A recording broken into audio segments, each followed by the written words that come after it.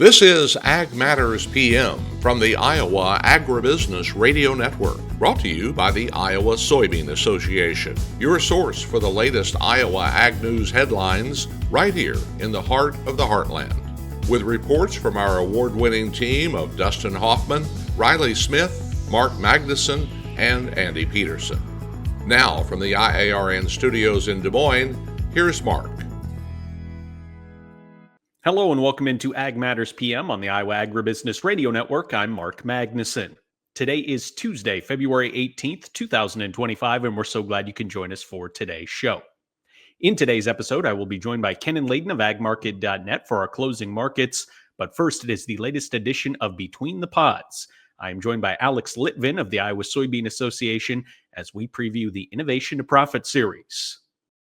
It's time to go between the pods with the Iowa Agribusiness Radio Network and the Iowa Soybean Association.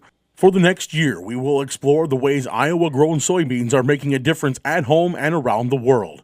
Now, here's your host of Between the Pods, Mark Magnuson.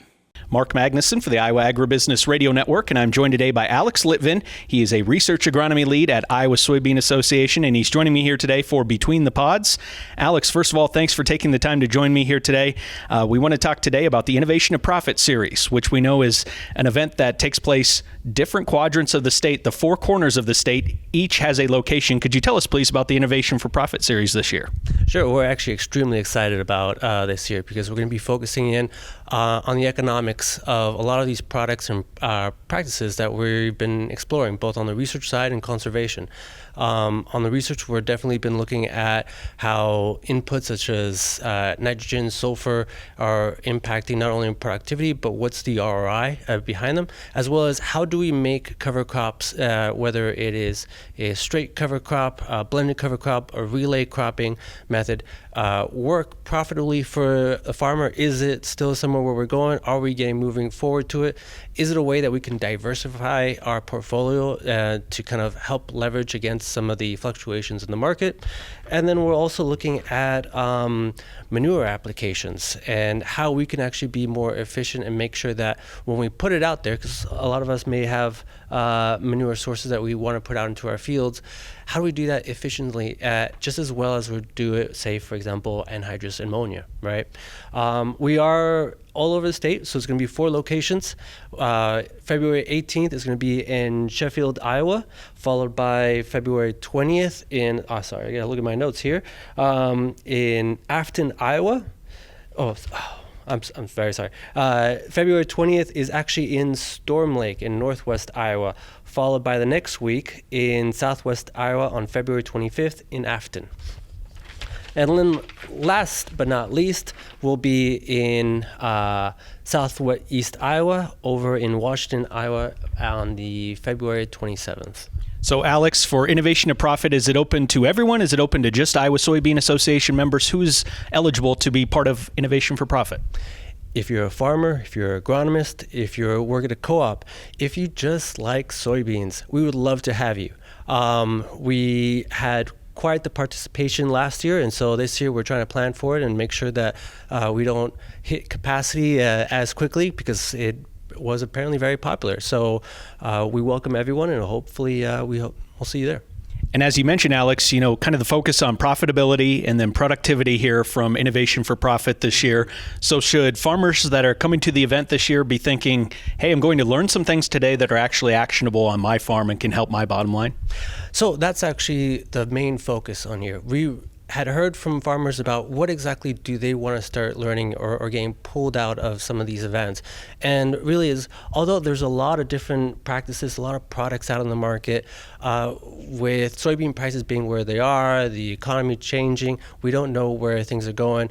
We want to make sure that whatever practice we're suggesting, hey, maybe this is something interesting to try out, there's some solid numbers behind it, some economics that we've done to say, all right, fiscally through an evaluation of all your different options versus, not doing anything with your field and leaving it barren to let's try everything under the sun.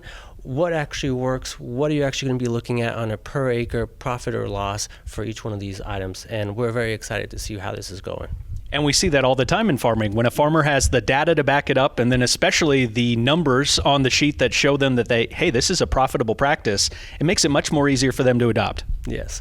Through that method, actually, what we're hoping to see then is not just an increase in productivity. We would love to see everyone produce more and more and more soybeans, but however, what we most care about is making sure that the farmer themselves is more profitable, ends the season feeling much more financially secure, and goes into the next season knowing that they're much more prepared for that year.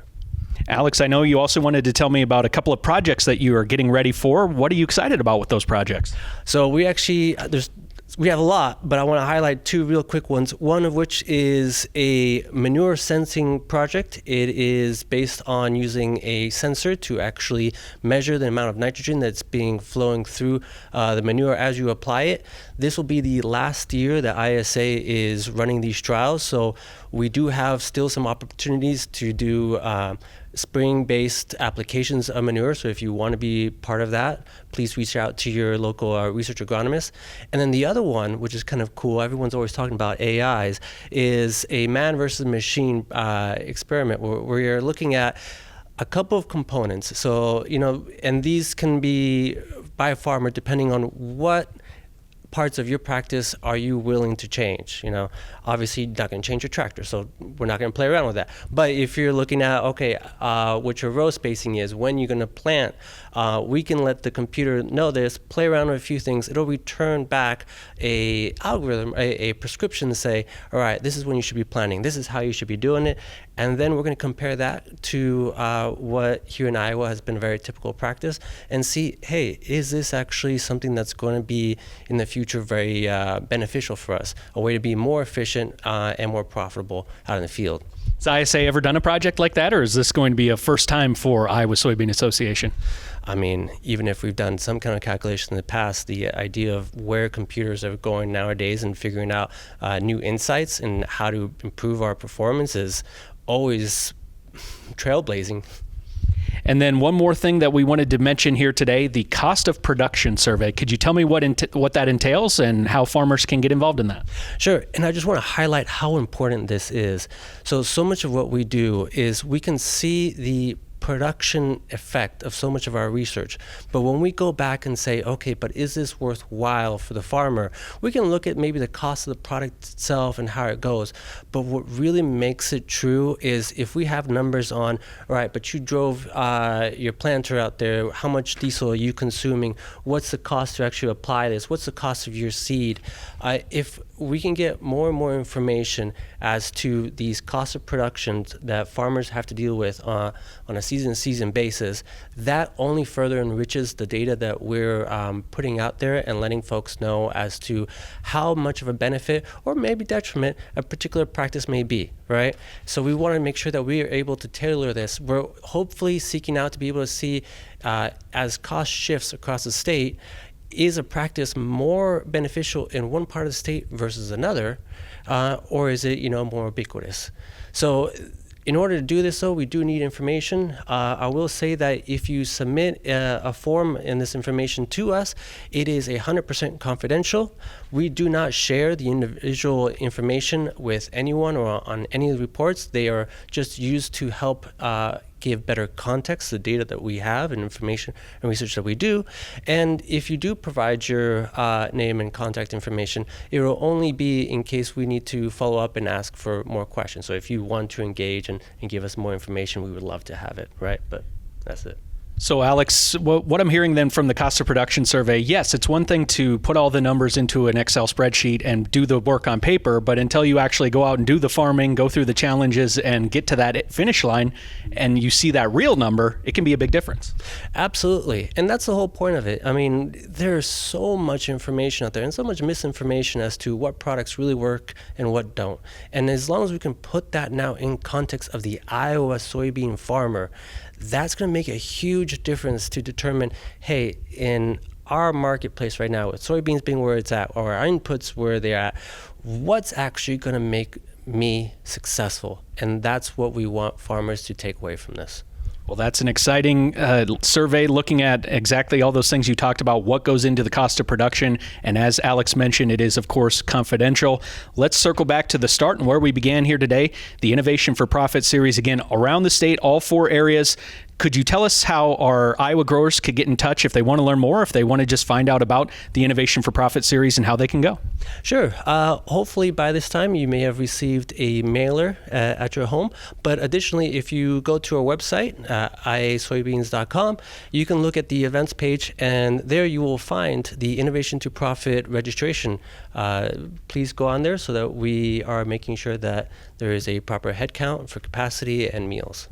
Like Alex said, it was pretty popular last year, so make sure you get signed up. He is Alex Litvin, Research Agronomy Lead with Iowa Soybean Association for Between the Pods.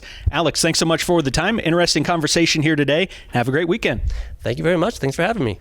Thank you to Alex Litvin of the Iowa Soybean Association for joining today's show. Up next, I will be joined by Kenan Layden of agmarket.net for our closing markets. But first, a word from our sponsor, the Iowa Soybean Association and the Soybean Checkoff. You're watching Ag Matters PM. Iowa Soybean Association is driven to deliver for Iowa's 40,000 soybean farmers. We're proud to provide objective agronomic research, a helping hand with soil and water stewardship, and timely industry news powered by the Soybean Checkoff. Learn more at iasoybeans.com. Time now for the closing markets on Ag Matters PM, and I'm joined now by Kenan Layden of agmarket.net. Kenan, what did we see take place in the trade in the grains today? Yeah, it was a good day in the grain market with strength throughout the day. It's a little weak there earlier this morning, opened up higher, a little weak, and then it kind of roared back. Corn and wheat were leading the way, and soybeans were following up with some good closes on the day. The market just keeps inching higher. And Kenan, you mentioned corn kind of helping to lead the way. What do you think is driving that charge for the corn market right now? Yeah, that's an interesting one. So good rains in Argentina and some of the dry areas, and good Brazil crop estimated to be being taken off, and that safrinha crop is being planted. So some of the opening calls were a little lower last night, and you did see that, and then the market just came back. Every time this market gets down to the 10-day average, it seems like there's a lot of buying taking place, whether that's funds, speculators, producers. This market is just strong and resilient. The export inspection corn today was awesome, which is another thing that probably helped propel this market once that came out today. Exports remain very strong. Kenan, we so quickly move past the WASDE report for February, so now I'm already thinking about here at the end of the month, the USDA Outlook Forum. Is that the next big thing that we should kind of be looking towards in terms of an information dump where we're going to learn something?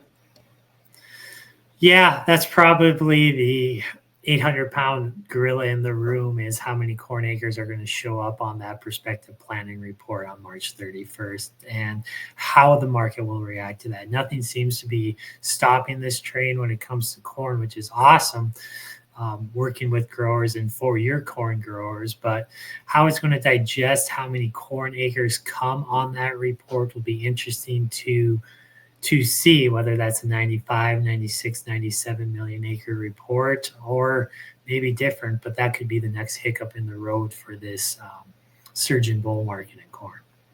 So a pretty strong day in the grains here today. Let's talk about the other side of the ag marketplace. How did cattle and hogs trade here on Tuesday?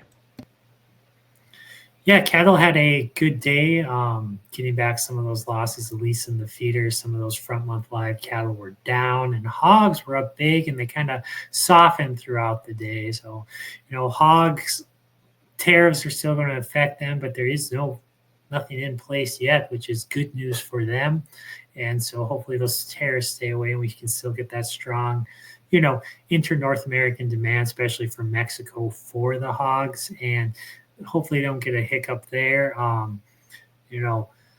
Feeder cattle, the index was back up here. Might be a slow sale week, so we'll have to see how cash reacts to that and what numbers are coming off that feeder cattle index. And with the cold temperatures, some sales have been canceled, but cash is held in there too.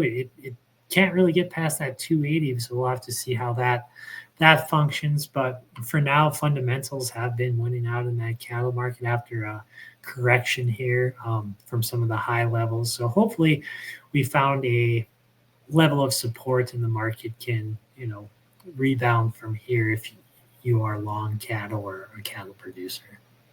And with these extreme cold temperatures this week, as you mentioned, Kenan, some difficulties in moving cattle here this week, so something to keep an eye on as this week moves along. He is Kenan Layden of agmarket.net, my guest here today. Kenan, what's the best way for our viewers to get in touch for more marketing information? Yeah, check us out on the web at agmarket.net and find a broker in your area. Thanks so much, Kenan. Appreciate it, and have a great rest of your week. Thanks, Mark.